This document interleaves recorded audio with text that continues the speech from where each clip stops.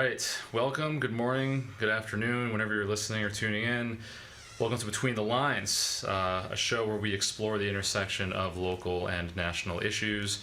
I'm your host, Eben Diskin, editor of the Townie, and today we're talking about media literacy and the importance of local journalism. What is media literacy? Well, we're going to get into it, but basically it's how we digest media and news, decide what to believe and who to trust. You could argue that media literacy is at the heart of how we think about pretty much every issue. So, pretty light subject today, no pressure on our two guests. We've got joining us today Dave Rogers. Dave is the editor of the Daily News of Newburyport and has been since 2022. Previously, he was the court and breaking news reporter. And sitting right next to him, we have Sue Hertz. Sue is an associate professor of English and journalism at UNH. She's written for the Washington Post, Boston Globe, and Hartford Courant, among others, as well as authored 2 books. Guys, welcome. Thanks for being here. Appreciate it. Sure. I want to, get right into it. Do you guys think that we're in the midst of a crisis of faith when it comes to news media, or should we be having more of a crisis of faith? I guess what I mean by that is, do we trust too little or too much? Excellent question. I would say, in a sense, we trust too much because people are willing to believe anything that they read. And we also trust too little because we are skeptical of everything we read. And I would advocate, and Dave would probably have Dave to chime in, that we should be more skeptical of everything that we read because we have a very complicated media ecosystem where it's hard to know what is truth, what is AI, what is fact, what is based on reporting, and what is opinion. I think it's a lot more complicated than it used to be. When I was a kid, and there's 3 national TV broadcasts and then PBS, and you had less sources. It's easier to trust. And today, there are folks with a microphone just doing their own thing. Right. And how do you vet that? I mean, so it's a lot harder and more complex than it used to be. And so, I'm not sure if that answers your question, but it's just sheer abundance. You know, we have so much. Well, again, you have blogs, you have podcasts, you have all these different sources. Anyone with a microphone, like I said, can say they're a journalist, and that wasn't the case back then. And it's a lot more diluted than it used to be. And I find that, and especially today, folks can choose what kind of media they want to listen to or read or watch more than they could before. And that adds to the obfuscation of it all. Yeah. And part of the problem, too, in this sort of bifurcated political landscape, people look for affirmation as opposed to information. So they seek sources with views that mirror what they already think because they don't want to be challenged. And so one of the things that I always challenge with my students is to look for reported news as opposed to opinion. I heard an interview with Megyn Kelly, formerly of Fox, and now she's got her own, and she said, people don't want the old-fashioned news anymore. They don't want journalism like they used to. They don't want news. They just want to know what the reporter thinks, and they want to know what the journalist thinks. And I'm like, well, I don't really care what the journalist thinks. I want the facts. And so there's a slide away from fact-based journalism to opinion-based journalism. And there's plenty of fact-based journalism out there.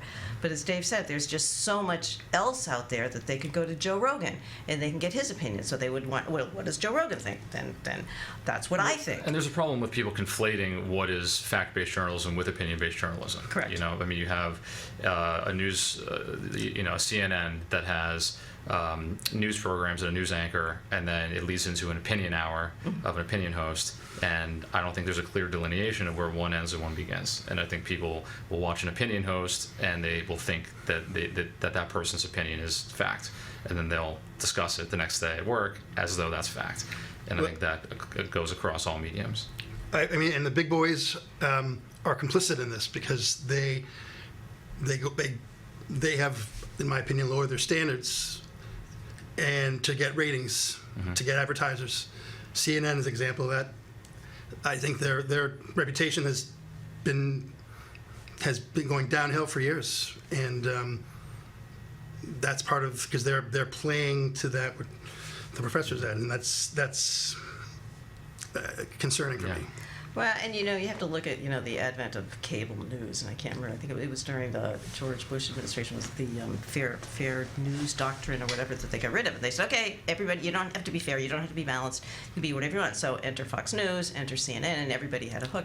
And so conservatives would go to Fox, liberals would go to CNN, and then they say, okay, then they would all meet at a dinner party and they would argue the different points, and it's the difference between disinformation and misinformation and malinformation is where they just all have material that's skewed in a different form, but not presented with context, so that they could just present their point of view. So the other side could say, well, but if you look at this, and then you get into the whole fake news. I mean, and not fake news or false information, where you've got conspiracy theories and you've got information like was it President Trump today to take the Obama thing. the video that everybody knows is fake, but there are people who would think it's real, and they will go out and they will tell their friends and family, oh, President Obama was arrested at the White House. And I want to get into conspiracies actually a little. I would argue that I would say that there hasn't been like Walter Cronkite. Everyone trusted him. Yeah. No matter what party you were, you believed it. I can't think of one person leading a major news operation that does that has that pull and power that Walter Cronkite did, and that's a real shame, and that bothers me. You think of like Tom Brokaw and Harry Reasoner, all those old guys. They all had gravitas. Gravitas, yes, yeah, and you believe them because they presented the facts and they presented both sides. And so if you listen to Fox or CNN, you're not going to get both sides. You're not going to get it in context. You're going to get it with a slant to, as Dave said, cater to their audience, because it's all about who's the audience and who's paying for advertising. Yeah. Well, you mentioned Walter Cronkite, which is almost funny now to think that he was considered the most trusted man in America, and now I think news people are sometimes considered among the least trusted. Right. And when did that happen? When did news media start to, if not lead us astray, when did the general opinion of news media start distrusting them? Internet. You think with the rise of the internet? Yes. Yeah. I think you're right. And I also think 24-hour news stations were part of that too, because I think you used to get news in a slow drip of a newspaper once a week or once a day or whatever, and that's where everyone got their news. You had a common source of news and information, and then you have the 6 o'clock news on TV, right? Or Tom Brokaw. It's the internet that started that whole cycle, not the TVs. It's the internet. Yeah, the 24/7 news cycle is because you have to beat the other guy, and you have to go fast, and mistakes get made, but very few people they catch the mistake, but they very often do not read the rebuttal or the admission and the correction, and so it's easy to blame the messenger too, and there's a lot of messenger blaming if the right doesn't like what the source is saying, the left doesn't like what the source is saying, and then he lacks credibility. Right. Well, in 24-hour news networks, there's this responsibility that they have to fill 24 hours of news. Right. And they're going to fill those 24 hours, regardless of whether they have actual information that people need to fill it.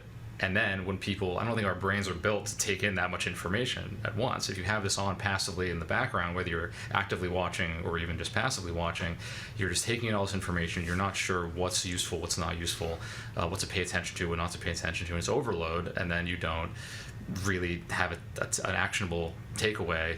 And it's hard to form your own kind of opinion, so you go to opinion hosts.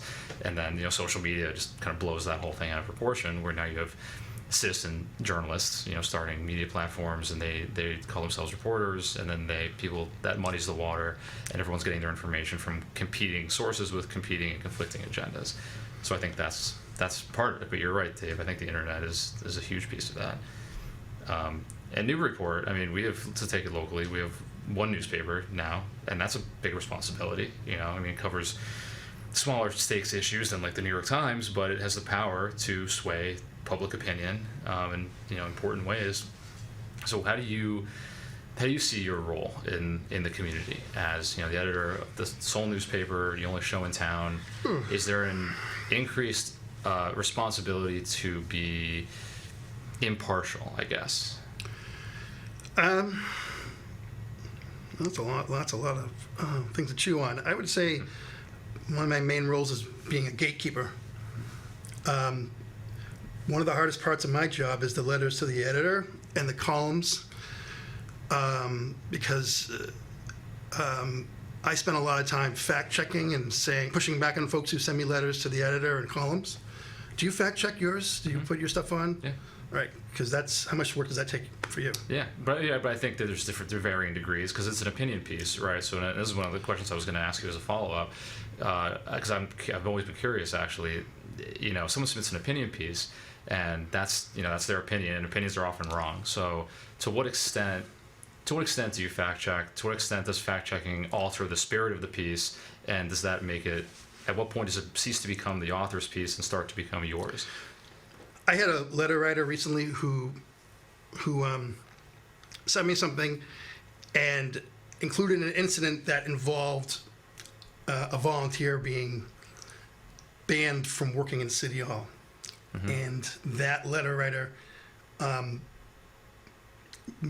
didn't say I was that person. It was in the letter as like, this happened to someone else. And I'm like, whoa, I think that's you. And I had to go back and They didn't want to reveal that they weren't comfortable writing about I themselves. mean, and then the argument I get from people is like, it's my First Amendment right, I can write whatever I want. And I'm like, I say that folks, that my readers that's my first responsibility and not the letter writer. What about, Dave, that letter about the woman who claimed that bodies were being chopped up and sent into the sewer, and then another person wrote a rebuttal saying that's not true. She Right. took it out of context. I was on vacation that week. So if you hadn't been, would the first letter not have been allowed? I might have done a little bit more to it.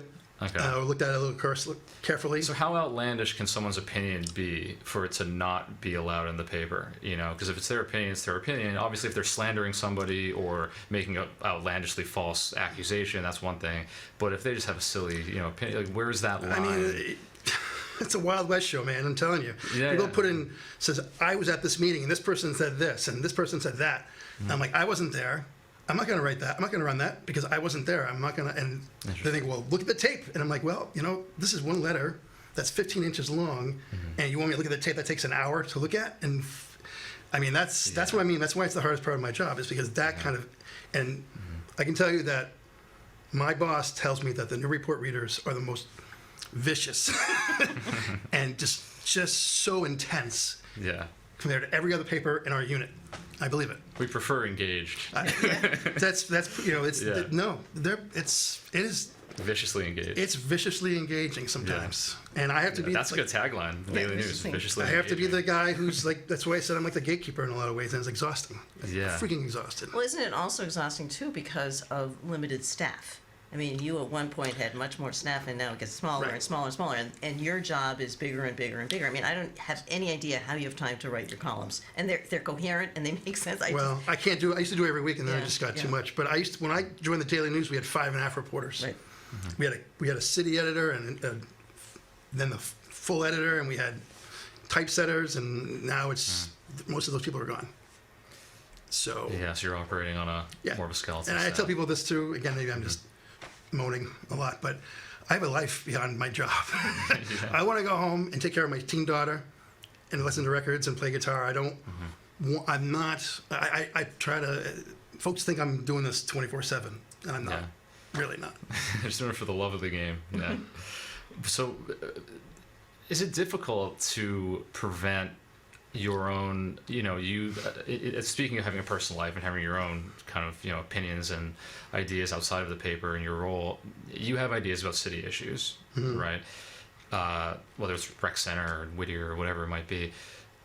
Is it hard to prevent your personal opinions from creeping into coverage, whether it's whether it's editing op-eds or deciding what to cover, what not to cover, which op-eds to allow into the paper for publication or not. You know, I know that there's not a conscious thing often, but is it difficult to kind of separate your opinions from your role as editor? Well, first off, if I'm going to write a column about it, I knowingly don't write about it as a news story. And I got caught in that when I first started because it was me and the former reporter Jim Sullivan, and that was it. And so I avoid doing that.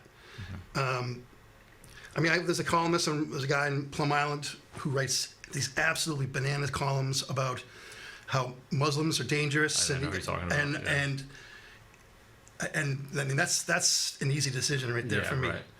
Well, But that's like. But he keeps on sending me stuff saying, Yeah, sure. be brave, be brave. And I'm like, no, nope, that's not going to happen.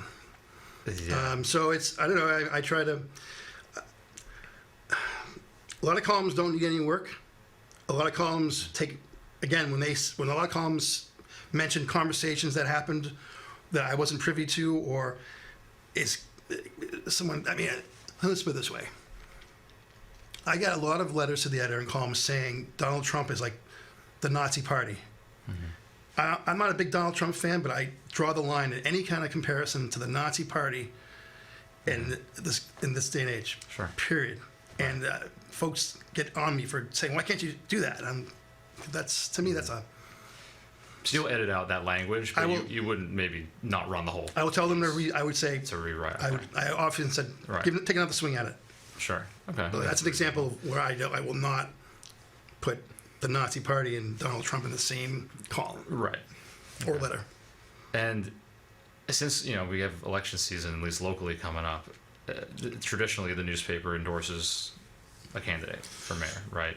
We're getting away from that a little bit as Are an you? industry, at least in this local Because I wanted area. to talk in light of the Bezos thing with the Washington Post.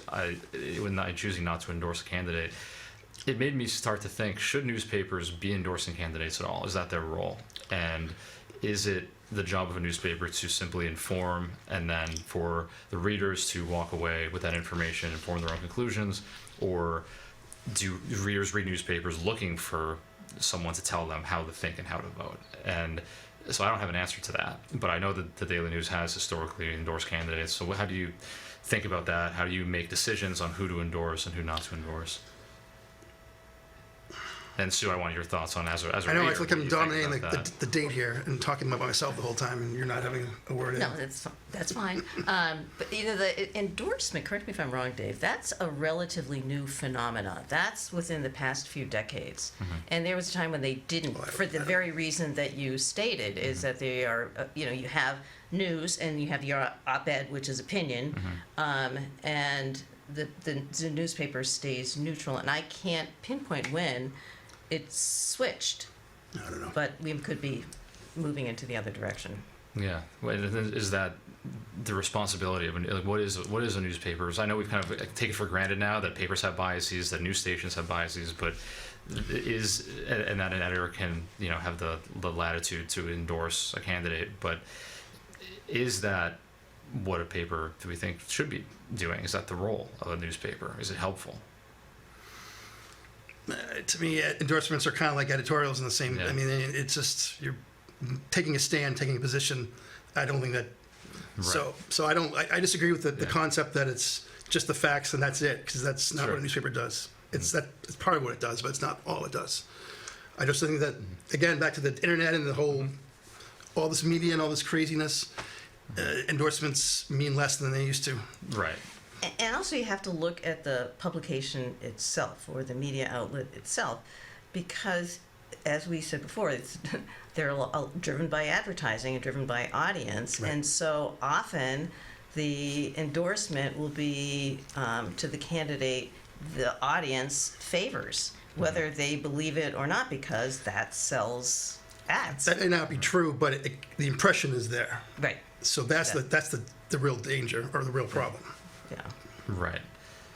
Yeah. So and this goes to how readers can look at a source and understand where that source is coming from, what underlying agendas they might have, and how to see through that. So as a teacher, how do you when you're teaching journalism, how do you teach students about handling misinformation, about even as readers, and how to find sources that are actually reputable, because it's harder now than it ever has been?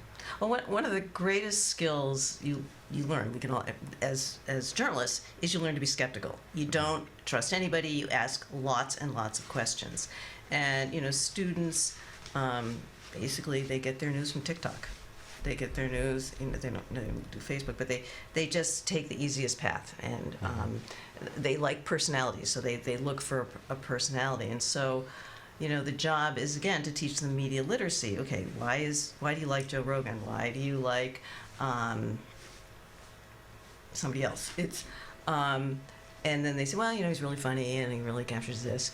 But it's really about teaching them to be skeptical and also to really look for the facts. What are the facts? What are the contexts? Especially when you're teaching journalism courses, is, verify, verify, verify, verify. And we have now had to ask students to list the contact information of all of their sources so that we know, A, that they're real people, B, that they really talk to them, and that they've got to get multiple perspectives. And what often audiences don't appreciate, because they're seeking, again, affirmation versus information, is they're just looking for somebody to echo what they think, and they don't want to hear that other perspective. So I had an argument with a friend the other day about NPR. He's like, NPR, he's not right, but he not of a conservative leaning, but he's like, well, NPR has always been, a little bit left. And my argument was, that's because you think that because NPR actually reports both sides, and you get both perspectives. You get multiple perspectives, and you get context, and people don't want that. So the key with journalism teaching is to get multiple perspectives. Yeah, that's funny. I was having a conversation with someone the other day about climate change, and they were, for lack of a better word, a climate change denier. And they said, well, you never hear from scientists who say that climate change is actually not being caused by human intervention, because they're being stifled. And I said, well, maybe you don't hear from them because their research isn't reputable. And then she couldn't process that. But it was just funny. It's like, well, not all. She's like, I want to hear all sides. Like, but that doesn't mean that all sides can be given equal weight. But speaking of misinformation, I want to touch on conspiracies a little bit, because I think those are also on the rise, and people are uniquely ready and willing to buy into them. And I want to talk a little about why we think this is. You mentioned Joe Rogan, and there's this rise of people getting information via podcasts, and I think that is where overwhelmingly people, younger people especially, are getting news these days. And why is that? Why the shift away from more traditional platforms? And why are people so ready and willing to buy into these things? And what's so attractive about it?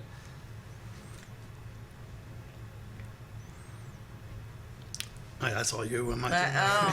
I don't deal with conspiracy theories in my paper, really. So. Well, I mean, I can.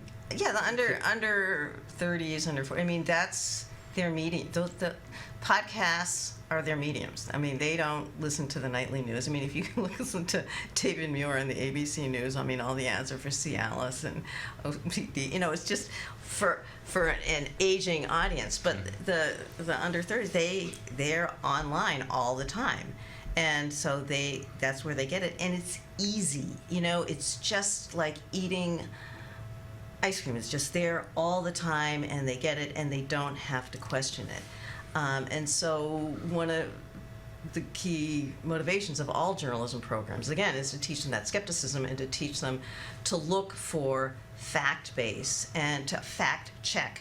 I mean, there's no shortage of fact check programs out there. There's lots of software, and they're different kinds. You can check fairy tales, you can check urban folk tales, you can check basic facts from the Washington Post. I mean, NPR has one, Washington Post has one, Fact Check has one.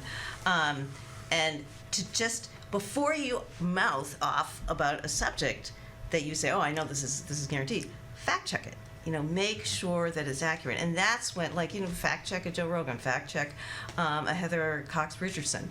Just make sure. I mean, Heather Cox Richardson does enormous amounts of footnotes, but she also has a political bias, so you just always want to just double check that what you're getting is factual material. Right. Yeah. But going back to the conspiracy theories, they're sexy.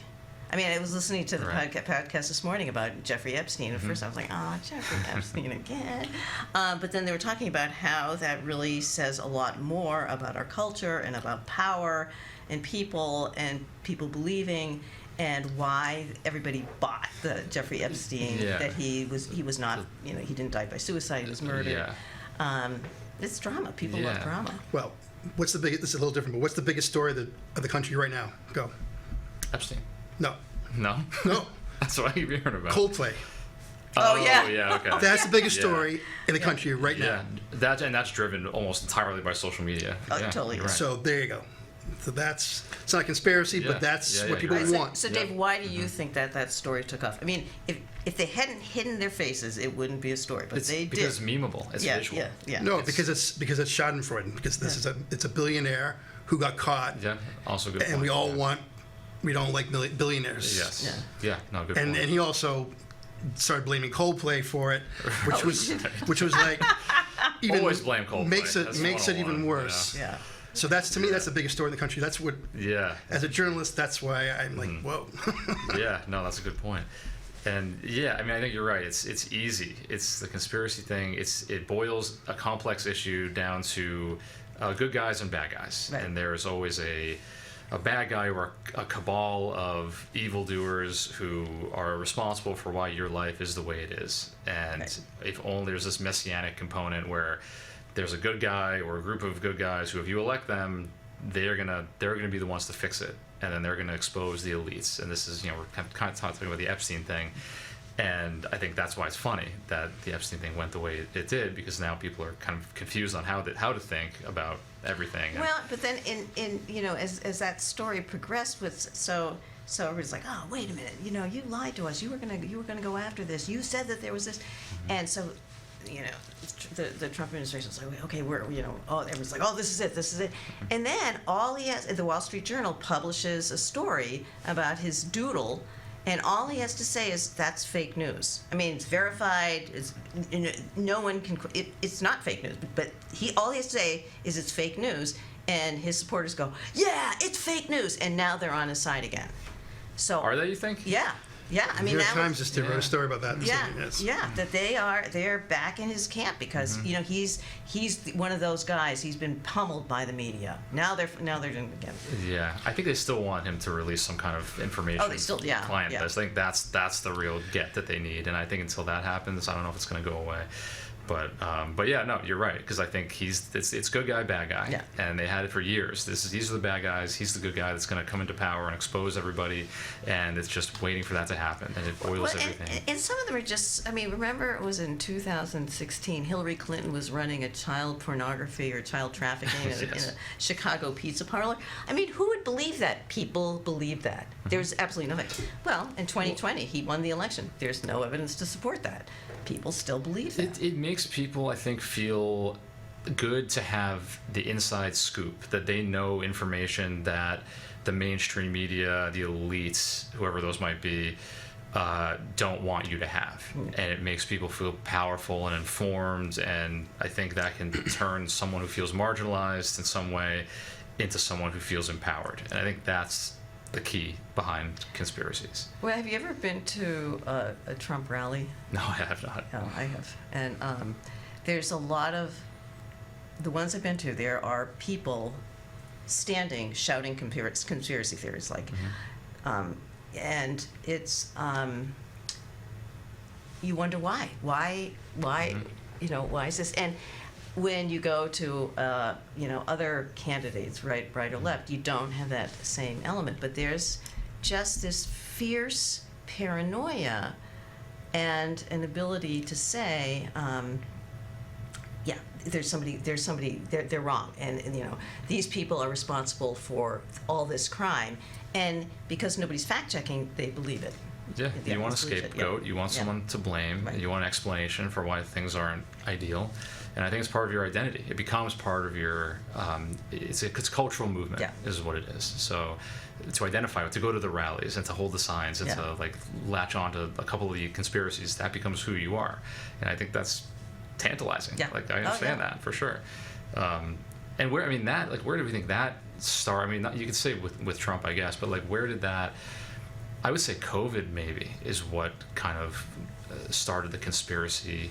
Oh, I think it happened. I mean, there's always been conspiracy. I mean, Yeah, but, like, Kennedy, kicked it into he was turbo drive. The turbo, yeah. Well, Yeah. because everybody was looking at their computers. And, Yeah, well, I mean, it taught people to not trust people in power, and to not trust institutions. And these are the people who made you wear masks and closed your schools and closed your businesses, and you Yeah, can't I trust think that them. turbocharged it, yeah. And it sowed skepticism in Yeah. government institutions, and now the general public distrusts where previously they might have trusted. And I think that all seeps into the Dave was saying earlier about the internet being kind of like a cesspool for misinformation and competing sources, and everyone lives in their own echo chamber. So that's part of it. But yeah, so We haven't even talked about vaccines and What's the that? conspiracy theories about vaccines that Oh, yeah. keep proliferating, and there's very little fact checking. But Mm-hmm. because through the internet, they keep coming up with these old studies that have been disavowed. But they say, oh well, look at this one. And so, well, that was canceled. And so there's all this confusion, which will impact our national health. I mean, it already has. Look at the measles outbreak. Right. Yeah. Yeah. No, I'm trying to think of the guy's name. Brandolini, the Italian, I think, programmer Brandolini, who came up with this idea that the amount of energy it takes to refute misinformation is much greater than the energy it takes to generate it.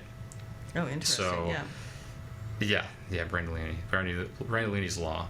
And so how do you combat that? I mean, you talked about some good ways to fact check sources, but for the average person who's not a journalism student, who's not going to be finding like 6 sources to back up everything, how do you, just as a casual consumer of a podcast or of a newspaper or CNN or whatever, how do you know what to trust? I know you said to always approach everything with skepticism, but there is such thing as too much skepticism. Right, and I have friends who believe nothing. And this is when my first question about the crisis of faith. Mm-hmm. And they don't, because there's such an abundance of information, and they don't know what to believe and what not to believe. They don't believe anything. Okay. And as a result, they get their information from a select few sources that already agree with their preconceived notions, and that leads them down a path of misinformation. So how do you strike that balance between healthy skepticism and over skepticism? You watch Fox News and you watch MSNBC. Mm-hmm. You get both sides of Yeah. that, and then you can try something in the middle, and then you cross your fingers. It's. Yeah, I agree. No, I think You you're right. have to read widely. You have to read and watch widely. Yes. I have a very conservative Yes. friend, and we've had this discussion for decades, but we now have a hard time talking about it. But she said, yes, I agree that you have to read a lot of and listen to a lot of perspectives and media outlets. And I said, so where do you get your news? Fox.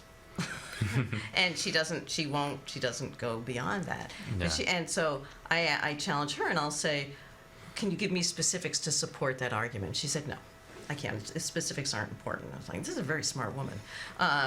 And it's frustrating, but I agree with Dave. It's the best advice you can give to anybody is you've got to get your news and your information from a wide variety of sources and perspectives. And you can do that with one trip to the gym, because the gym, the Planet Fitness has a whole bank of TVs, and you've got Fox, you've got MSNBC, you've got There you go. House. Hey, we can't do promotions here, so Yeah, right, this whole thing's leading to you promoting gym memberships. But find a place that has a bank of You're right. The TVs, gym and you does can have get them that. both. Yeah. No, and I think that's easier than trying to find the one source that's completely down the middle that you agree on, because I think that's what people try to do. And I'm sure there is such thing as an unbiased source, but that's a harder ask of people than to literally just say, watch a right-wing show and then a left-wing show, listen to a right-wing podcast, left-wing podcast, and use your own intuition and your own critical thinking, which hopefully you have a little bit, and then arrive at your own conclusion. And I would also challenge people to just keep asking why, how will this be accomplished, why did this happen, and to look for the context of these stories and just make sure that you have all the facts about why this happened, how it happened, and what will happen in the future. I was on a road trip recently with a friend, and it was like a 2-week trip, and we agree politically, but we were in the car for hours and hours, and we're like, what do we do? So we're listening to podcasts. And so I tend to listen to podcasts politically on all sides. Yep. And he had no interest at all in listening to podcasts that don't align with his worldview. And a lot of what we talked about was kind of arguing, even though we agree politically, was an argument about whether it's valuable to listen to an extreme left-wing, extreme right-wing podcast when you don't agree with that perspective. And his idea was that you don't get anything of value out of it because I don't agree with that worldview. I don't think that it's based in morality. I don't think these people are critical thinkers. Whatever it is, I get no value in it. And to me, I want to understand why people that I completely disagree with believe what they believe, because I think it's hard to say they're wrong with such assured vehemence if you have no idea where they're getting their information and no idea where they're coming from ideologically. And I'm not doing it so I can my views are going to get changed. 99% chance I'm not going to change my mind, but I think it's good to have exposure to both sides. Well, and the challenge is, this is not an original thought, is that people, because the sides are operating with different realities, so that people on the right are operating with a different set of facts than the people on the left, and so they can argue, and they're not really listening to each other, and they're not asking for context of the others, and they're not asking the hows and the whys. Right. And so, their facts that they have heard is the ultimate reality, where the other side has another set of facts and another reality. And that's part of the media ecosystem because they're getting it from different sources. Right. And people, I think, and we talked about this actually on our last episode about civic discourse, is people don't talk to each other wanting to understand each other. They talk to each other wanting to win, and they want to win an argument. Right. And that means the other person has to lose. So they're trying to convince the other person that they're right and sway them to their side, which is never going to happen. You're never or not even sway, just like I'm right, listen to me, and then I'm going to go, and very, very rarely is someone going to admit, yeah, you're right. Like, actually, I'm wrong, you're right, this is great, end of conversation. So I think that the goal needs to be, and this is, I think, a good way to combat misinformation, is to just strive for understanding. And if you want to understand the other side, then I think that's a key part of the critical thinking you need to kind of form. But I also think you have to ask for specifics and facts. I mean, I just remember working with an editor a long time ago, and a story would come in, and he would just shake his head and say, "This story is tragically lacking in specifics," and you miss. If you can't support the argument with fact, then you really don't have an argument. I want to circle back a little bit to the local side before we wrap up. When people, because I think, and also talk a little bit about opinions and op-eds, because when people get op-eds rejected, right? So when you say, okay, this is misinformation, right? Or when you say, I can't verify this, and you email someone and you say, like, okay, well, I can't publish this because X, Y, Z. What kind of feedback do you get, Dave, from them? They go right over my head to my boss. That's what they do. Do they? Oh yeah, all the time. And how does that work out for them? What's that process like? They just, I don't know. It's just something that's some avenue to take. Yeah. But it goes without saying that most times I say, please fix this, or I don't want this. They go right to my boss and complain. Right. They feel like their rights are being trampled on. And I said that earlier. Like a First Amendment thing. Yeah. They think they can, because and that they have a view on a specific issue that Right. that view needs to be. And why does that have to be factual? This is my opinion. And I'm like, I'm not going to throw it. If you tell me the sun is cold, I'm not going to Right. I'm not going to do that. Yeah. And have you gotten feedback have you gotten criticism or feedback that you say, okay, this is legitimate? Like, I'm Oh, going sure. to... I make mistakes. Yeah, I make mistakes all the time. right. Well, yeah, I mean, beyond like a typo, I guess. No, But, I mean, yeah. I also make mistakes in judgment. It happens. Yeah. I'm not infallible. I mean, in my business, if I get 95% of the stuff right, that's an A. But Right. 5% of the mistakes, those are the ones people harp on. And Yeah. I'll say this about local people, local reaction is that 5% of the people make 90% of the noise. Absolutely true. Yeah. Most people just do Especially in not Newburyport. care about, I mean, they care about, they do not, they're not that wired in, but there are folks who just, that's their life. They go to city hall meetings. That's what they do. And then they spend another 2 hours typing it up and putting it, and I go back to what I said earlier. I don't want to do that. I'm going to play guitar. I want to just relax. Yeah. But so Yeah. folks really, so so when they feel like they can't say what they want to exactly the way they go over my head, and that's frustrating. Yeah, and that's something I've learned since starting the Townie is this awareness of this core group of people. No offense, but if I reject something, they usually go to you. That's what they Yeah. do. Yeah. So I say nope, and then it's in your thing. Yeah. That's why I asked you if you fact check, because I look at it and I'm like, I said no to this because I have issues, and then you publish it. Right. So I'm like, okay. Well, what I'm thankful for is this core group of people that is You wouldn't have a site That's- if those folks weren't. That's my argument is that you're getting what you're tapping into is those 5% who go to all the meetings and who are Yeah. wired in. That's what you're. Well, this that's, is what I'm talking about. Exactly. The And- people that are hyper engaged, they go to all Right. these meetings, they take all these notes, and they're I can't imagine, personally, I'm thankful for them, but I can't imagine having all the time to do all that, to But stay on top of everything. It's again, the incredibly Daily- complex. The Daily News is so much more than just politics, though. Sure. That's what is people don't understand is that, personally, I like warm, fuzzy stories about dogs a lot. And that's community journalism to me. Yeah.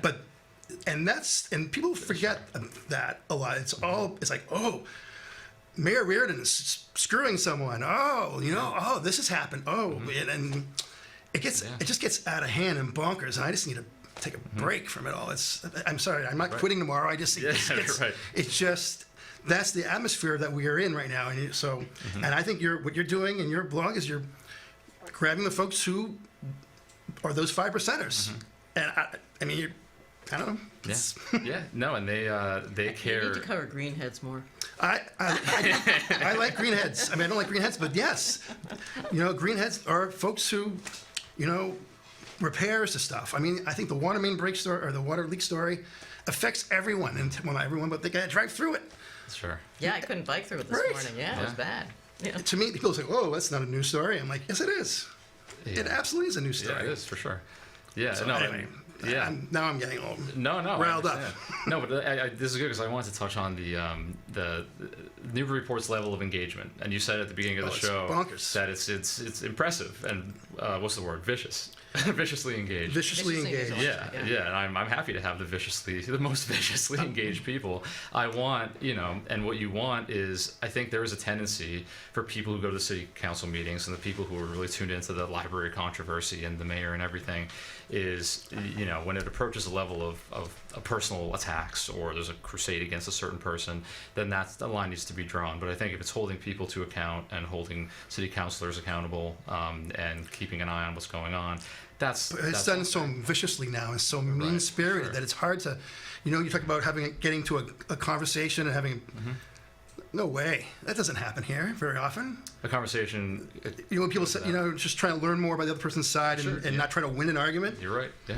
So that is what one thing I'm challenged with is trying to get through all that noise. Well, we talked about the last episode. We talked a lot about the rec center actually, and I'm sure you had to deal with a lot of op-eds and Sure. a lot of coverage on that. So how did you find that issue as a balancing coverage? I know there's probably getting a lot of yeses, a lot of nos. Like, how do you?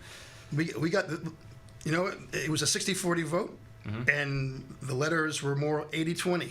in favor of it. Yeah. And people get, why aren't you doing an equal amount of letters? Like, well, someone's got to write them because there's not there. Yeah, you can't criticize a publication for not publishing letters you're not receiving. So, I mean, it's if you're asking for, if people complain, say, I want 5 letters on both sides, it's like, well, there aren't 5 letters on both Well, write sides. some, yeah. When you choose what letters to write, do you choose like what the ratio? So if you have 80-20, you try to have an 80-20 matchup in the op-ed page. I'm not sure what you mean. So Letters or columns? Letters to the editor. So if you have 80 letters coming in that are pro rec center and 20 that are con rec center, would you in the paper then try to have that same ratio? So you'd have, say, 3 pro and 2 con. I would try to get, if it's possible, I would try to get both sides in the same edition.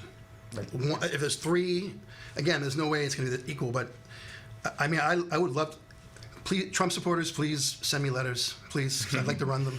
Okay, I would like to run more of them. I'm totally. So it's again, we live in a very liberal part of the country, and the city is very liberal, and to get more Trump supporters, it's just they're not there. I mean, there are some, but they don't. I don't know. Is that any question? Yeah. Yeah. How do you feel about the, for both of you, the kind of, we do live in a liberal town, liberal area, and that naturally means that you're not going to get as much conservative viewpoints.